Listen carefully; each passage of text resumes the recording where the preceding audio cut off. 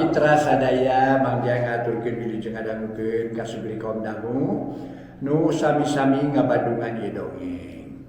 Di acara Mang Jaya ieu atanapi dongeng nu judulna Kajiret ku Pitapak karangan Bapak Tatang KS. Mang Jaya bade ngadugikeun seueur anu disanggina mun dongeng ieu wungkul cenah para mitra nu aya teh disanggina di YouTube teh padahal di Mang Jaya official teh seueur. Media tang-tang hampir 60 episode 60 hiji sareng ieu ayeuna nya kitu nya di antawisna carios-carios nu kasangakeun rupi-rupi para mitra rupi-rupi janten seueur variasina kumaha nu pikasenengna bae mangga pilih we nu dipikaseneng kitu nya tapi labi-labi mau ieu cenah cing hayang nyaho cenah cing hayang oh gini kieu kitu nya para wargi. Nah, di antawisna aya dongeng nu judulna Jaka Tarung para wargi sadaya. Jaka Tarung mangga atuh para wargi. Tah ieu mun teu lepat mah carios sisa jarana nya para wargi. Mun kene sisa jarana dah.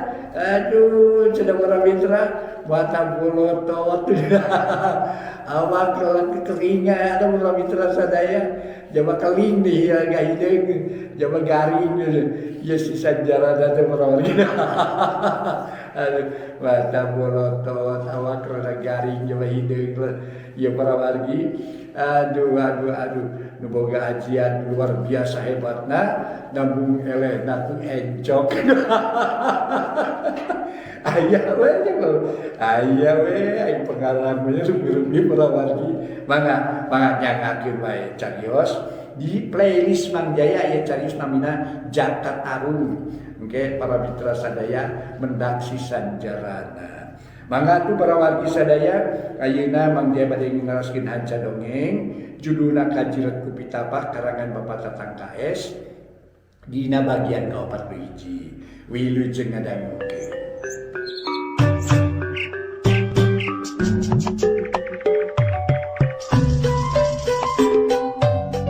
Para mitra anu mulia, wilujeng tepang dangu sareng acara matuh dongeng enteng pangbeberahmana. Mang Jaya sapara kanca bade neraskeun hanca dongeng nu katunda carios nyambung judulna Kajiret ku Pitapak. Ieu dongeng para mitra karangan Bapak Tatang KS. Karangan wa Tatang para wargi ayeuna teh nincak bagian ka-41. Kumaha ita saterasna mangga urang teraskeun para wargi. Hanca dongeng nu judulna Kajiret ku Pitapak karangan wa Tatang dina bagian ka-41. Kasugeri kaum dangu nu parantos ngintun serat Mang Jaya ngahaturkeun nuhun. Mugi-mugi urang salamina aya dina ginanjar kawilujengan, salamina kenging pituduh tinu Maha Kawasa kana jalan pisalameteun kitu. Margi para mitra ai jalan mah ngabulungbung picilakaeun ngabulungbung atuh para wargi pon kitu keneh pisalameteun. Lamun urang atuh lepat-lepat milihna cilaka we. Malah sigana keur picilakaeun mah mending ngabulungbung pisan.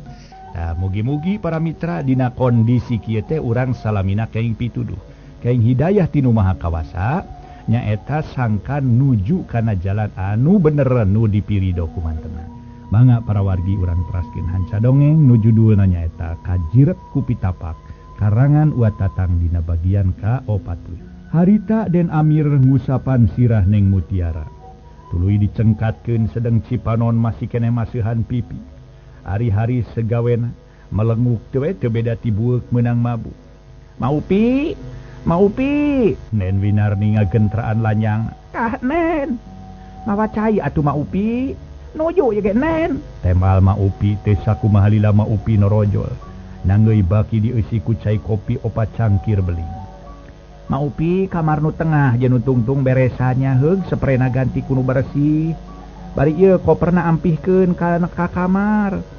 Aya koper teh nu mumut duanana. Saur Den Winarni ngalirik ka Neng Mutiara keur nyusutan Cipanon ku sapu tangan. Sedeng anu nemala namah ita. Kagungan mama mah anu ieu nin eta mah kagungan om. Oh, ieu kagungan Aden ieu mah nya sumuhun. Den Winarni ngalirik ka Haris nu keur tungkul. Nu Aden ieu teh? Leres Bu, teh mah Haris manggut. Tah koper ieu kagungan Aden simpen Maupi ka kamar nu tungtung ieu tah nu kamar tengah ieu ye. Mangga Nen. Temal Maupi regenyeng ngangkat koper duanana. Bios mah ku abdi disimpen bi. Cek Ita Permatasari. Nyajung atuh simpen ku Ita ka kamar nu tengahkeun eta sina disimpen ku Maupi. Saur Den Winarni koloyong Maupi asup ka kamar tungtung.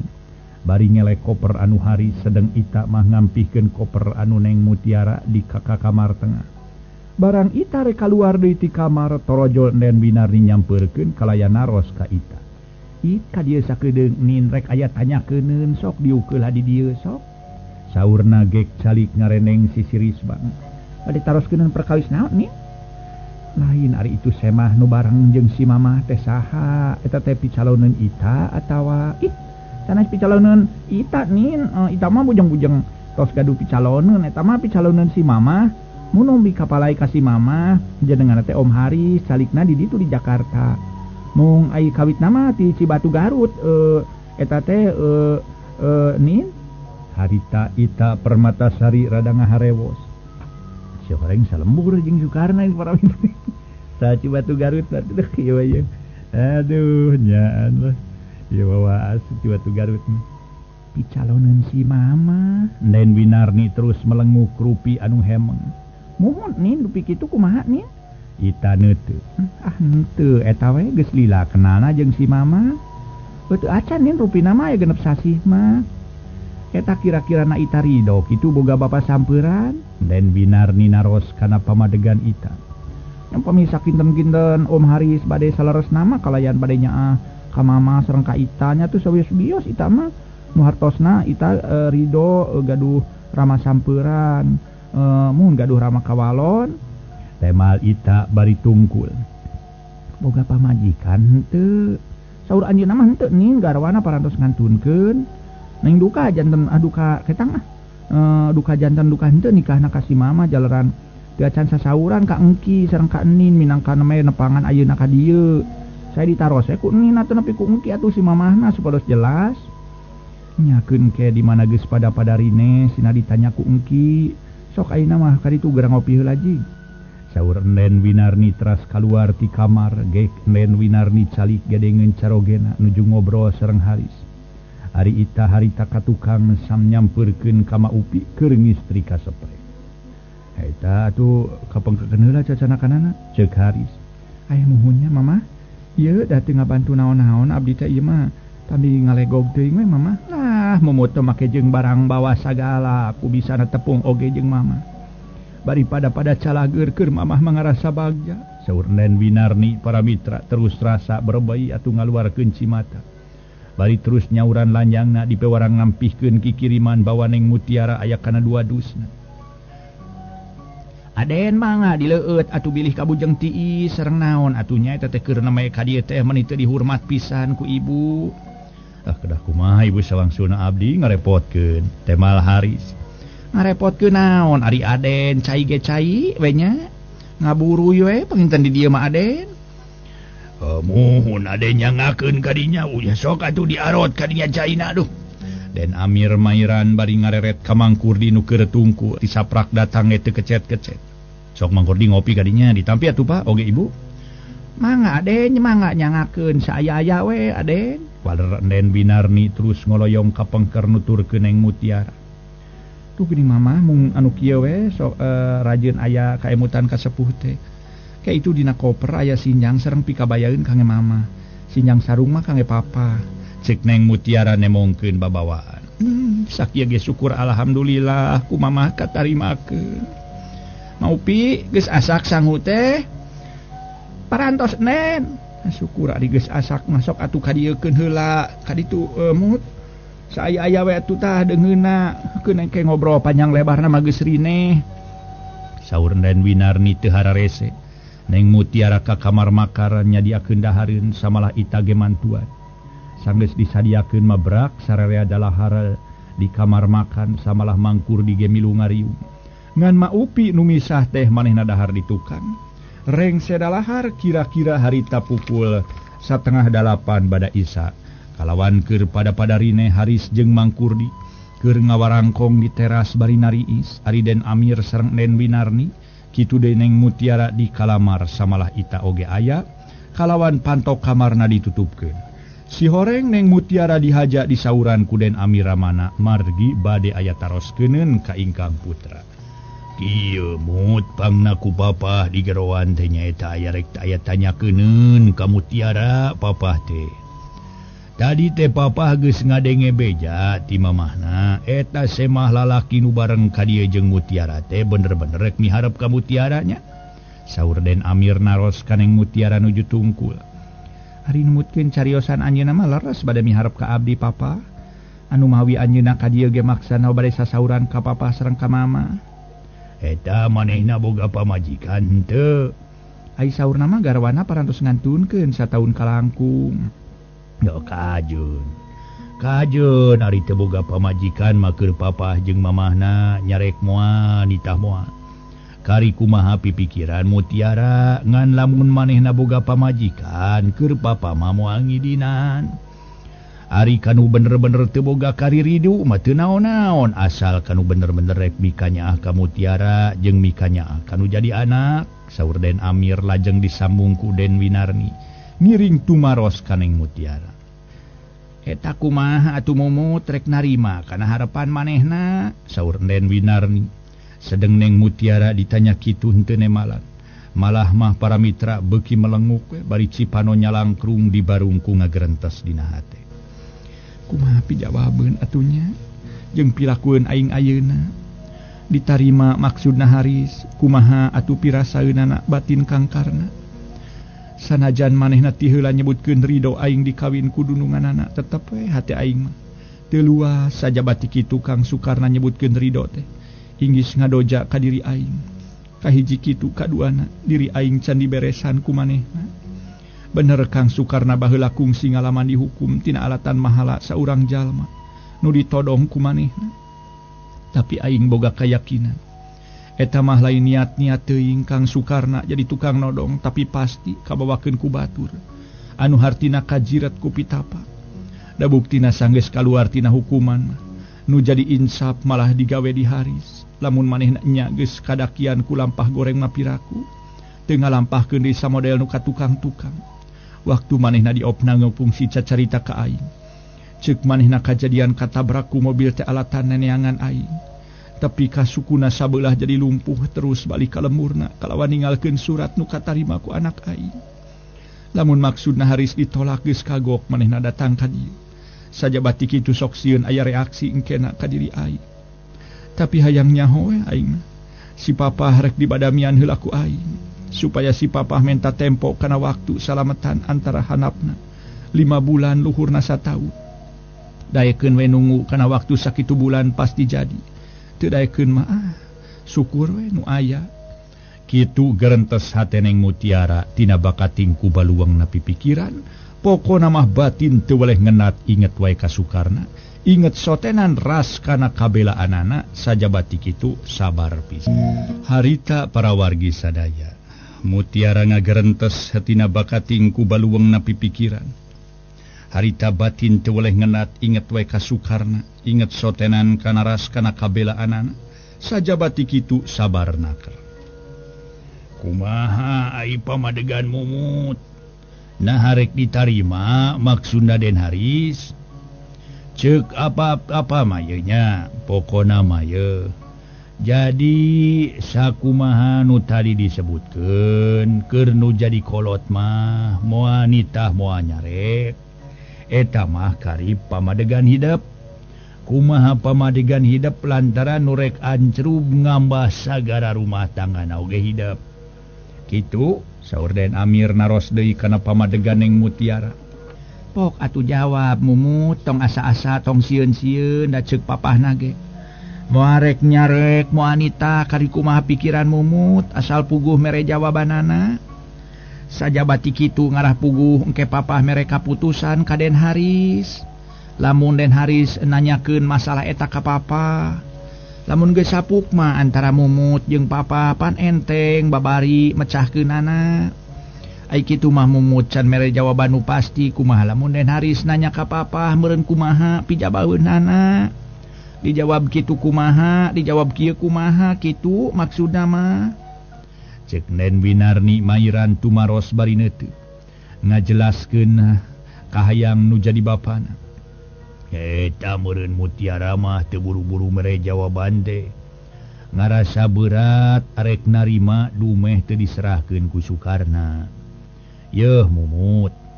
Lamun Mumut bener-bener rek narima kana maksudna Den Haris. Tong make bingung-bingung atawa dipake susah dumeh teu diserahkeun atawa teu boga surat talak ti si Sukarna. Sanajan eueuh surat talakna ge moal burung bisa kawin. Ari Mumut geus aya niat hayang boga deui salaki mah. Sabab Mutiara teu dikungkung, teu diawur, dicangcang, teu diparaban. Ku Sukarna teh sakitu lain sataun 2 taun da teh. Aya 18 tahun urang boga hak minangka awewe nyaeta menta ditalak ku jalan rapa. Urang lapor ka pengadilan agama kitu kajadianana. Bari teu puguh di mana dumukna Sukarna teh.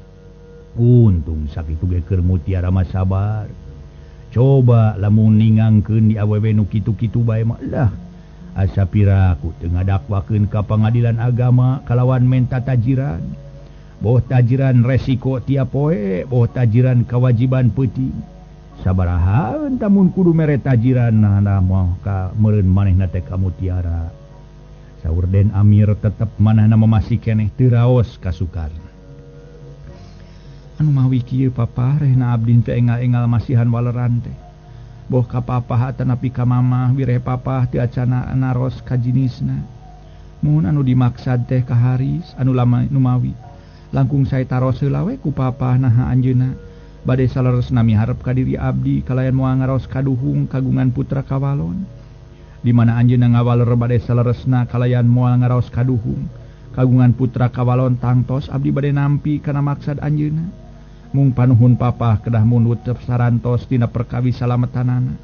Naing kitu ge hatur punten sanes abdi ngadampal kana paripaos. Endog mapatahan hayam atanapi ngawarah ngojai kamari. Ceuk Neng Mutiara ka Karacumarita.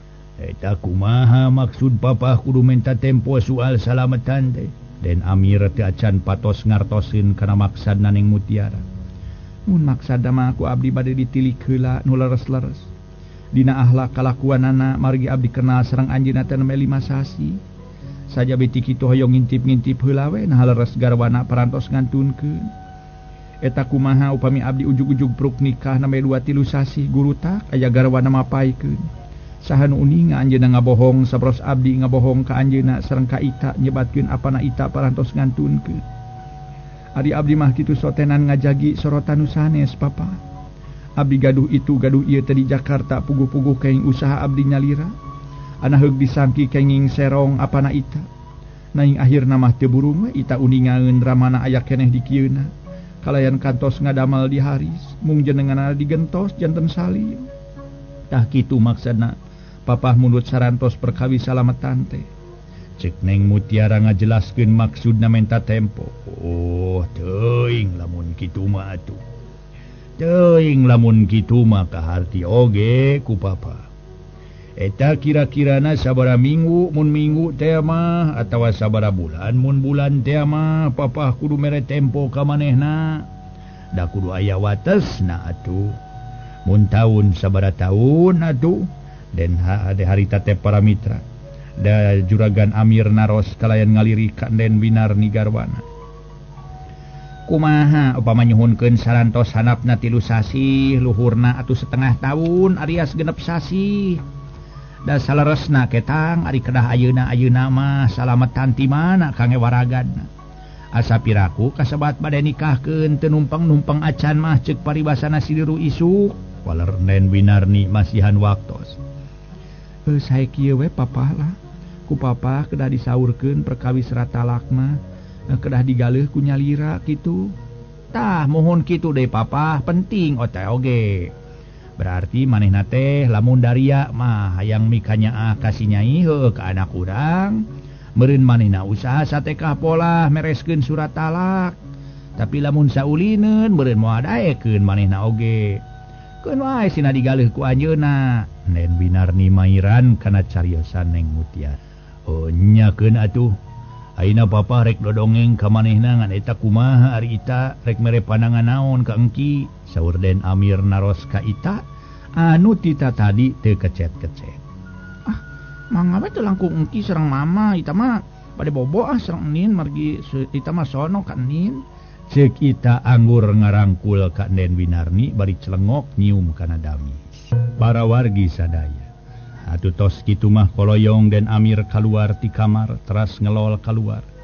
Kasampak Haris keur ngobrol keneh jeung Mang Kurdi supirna meuli uplek naker. Den di dieu atuh calikna dilebet Den, saur Den Amir. Oh mangapa? Yuah Mang Kurdi urang ka jero tiris geuning ayeuna mah. Ceuk Haris teu hararese tuluy ka jero dituturkeun ku Mang Kurdi. Mang mah bilih puyeng mangga geura leleson atuh dipengker Mang, saur Den Amir ka Mang Kurdi da pugunya Mang Kurdi geus karasa tunduh. Manehna terus kebat ka tukang ngampih ka kamar anu ngareneng jeung kamar maupi di tukang. Memang paheula ge manehna Den Amir teh boga supir, ayeuna mah geus kaluar da teu kudu nyeuh. Malah mobilna ge sok dipake ku sorangan ayeuna mah. Jeung di geus pangsiun Den Amir teh ayeuna para wargi. Supirna nu baheula ge ngaranna Mang Kurdi, sarua ngaranna ngan beda jelemana. Atuh harita Haris tuluy nyarita. Punten Pak abdi bade nganon ngarerepot ka sadayana, ceuk Haris siga nu kapi asem. Aduh. Ngarerepot naon Aden sawangsuna apa sareng biangna mumut. Kedah dihapunten keur nemean ka dieu teh teu tiasa dihormat Aden teh aduh. Kedah kumaha Pak? Temal Haris jep duanana jerempe. Nambah-nambah simpena peuting. Ati duluar ge simpe nu kadenge lintang sora cihcir jeung ciang-ciang meuni baleger patemalan jeung baturna. Tapi teu sakumaha lila Den Amir sasauran deui. Sanes Aden apa teh neme bade tumaros ka Aden nanging kitu ge langkung ti payun mugi ngahapunten. Bilih apa kirang tata kirang titi kirang duduga prayoga. Danya kitu menggahing kasebat jalmi mah sok aya wae hilapna manawi kieu Aden. Apa teh ku kasumpinganana Aden sareng pun anak kalipun incu ngaraos bingah Aden parantos keur sarurumpaheun. Tumali kitu manawi teu aya lepatna bapa unyuk tumaros ka salira. Dupi Aden sumpingna ka dieu sareng pun anak teh naha saja amengan wae palai uninga pamanangan di kota Bandung. Atanapi aya maksad nu sanesna, saur Den Amir mungaran tumaros ka Haris. Atuh poku Haris dijawab meninga galindeng bari melenguk bangun lungguh timpu. Ngahaturkeun nuhun kana patarosan ti apa. Oge sawangsuna abdi nada dihapunten bilih aya cariosan anu kirang raos katampina ku apa atanapi kirang raos kadanguna. Aya paribasa cariosan teh sok ponok nyogok panjang nyugak. Saperkawis ku ayana abdi tos kumawan tu nyerengan tuang putra nu maksad na kahiji sarja silaturahmi. Atuh kaduana aya maksad ka tuang putra malih tisasi itu kene. Mung teu acan wantun ngalaksanakeun jalaran teu acan patepang sareng apa kalih ibu. Sajabati eta teu acan tumaros ayeuna dikersakeun abdi tiasa patepang wajah sareng apa. Ku dasar kitu manawi sareng manawi disarengan ku ridona Allah Subhanahu wa taala. Kalayan kasaluyuan ku apa kalih ku ibu. Abdi teh gaduh hiji cita-cita atanapi gaduh permaksadaan. Hoyong ngawangun rumah tangga. Aalitan we sareng tuang putra ngawangun rumah tangga ge kitu. Atuh salajengna kumaha kinten-kintenna apa kalih ibu nyaluyuan kana maksad abdi kitu tah. Cik Haris kakara ngajelaskeun. Maksudna rek miharep kaneng mutiara. Hatur nuhun kana patarosan ti Aden. Oge kana permaksadanana kangge apa sareng biangna mutiara moal bade ngalalangkungan kana pamadegan pun anak. Nu hartosna miwarang moal ngahalangan moal. Mung apa bade tumaros sakali deui eta kinten-kintenna Aden moal ngaraos kaduhung. Saleng moal ngaraos kaabotan kagungan putra sampeuran. Jalaran ku Aden ge parantos ka uninga pun anak teh dihenteu-henteu ge kagungan murang kali. Atuh kaduana naha Aden teu kagungan garwa atanapi teu kagungan harapan deui sajabina tipun anak teh. Den Amir tumaros kana pamadegan Haris. Kangge pangbaler nu kahiji kangge abdi moal ngaraos kaduhung moal ngaraos kaabotan. perkawis tuang putra kagungan murang kali jalaran abdi parantos teu asa jeung jiga ka tuang putra teh atuh sawangsuna tuang putra pon kitu keneh tos teu nilam-nilam oge perkawis ka tuang putu nya kitu keneh we teu asa-asa we abdi ge jadi naon teh tos asa ka anak sorangan kitu dupi pangwaler nu kadua alhamdulillah dina wangki dieu abdi nuju nyabeula wireh pun bojo parantos ngantunkeun nyaeta waktos ngantunkeun mah 2 tahun anu parantos kabangker 2 tahun nu parantos kalangkung temal haris tatagna keur dina nyaritana reul ibarat pokrol we para mitra di pangadilan nah hebat haris atuh harita para mitra barang ngabandungan caritaan semahna Juragan Amir nyarita deui hatur nuhun upami aden teu ngaraos kaabotan kagungan uruseun nyatana pun incu kalayan aden teu kagungan kabeuberat kanu sanesna tumali kitu kangge apa moal bade ngalalangkungan kana permaksadan aden malih pun anak nemetos ditaros ku apa naha keresahan teuna dipileuleungkeun ku aden ari walerna teh kangge abdi mah mangga bae asal anjeunna leres-leres kalayan teu ngaraos kaabotan kagungan putra kawalon tah kitu para mitra Juragan Amir ngajelaskeun perkara nu aya patula patali jeung anakna digambarkeun sawajarna yen cenah anakna mah narima kana nu dipiharepna ku semah nu katelah Den Haris kumaha atuh Den Haris sabada ngadenge caritaan ti calon pimitohaeun Den Haris tuluy nyarita oh janten tuang putra nampi kana maksud abdinya Pak Haris nete mohon saurna mah insyaallah nampi aden aduh nuhun we atuh tuang putra nampi mata ayeuna abdi bade tumaros ka apa eta kinten-kintenna iraha apa bade ngarencanakeun salamatanana Haris meuni marahmai sabab harepanana kasaluyuan ku Den Amir tah dina leresan nangtoskeun waktosna kangge apa teu acan tiasa masihan katangtosan aden jalaran kahiji apa teh teu acan utung etang atuh kaduana pun anak teu kagungan serat pirak ti carogen anu ti payun sanaos anjeunna tos aya 18 taun diculjeunkeun kapan pun anak sareng pun incu sumuhun nanging ari perkawis nikah mah moal burung tiasa mung eta serat pirakna kedah digalih heula ku nyarira perkawis serat pirakna mah eta kinten-kintena aden sanggem manggaleuhkeun serat pirakna sumuhun maksudna serat pirakna galih serat pirak di dieu teh ngawaragadan atuh biaya kangge urusan nyaeta anu kasebat rapa teh ka pangadilan agama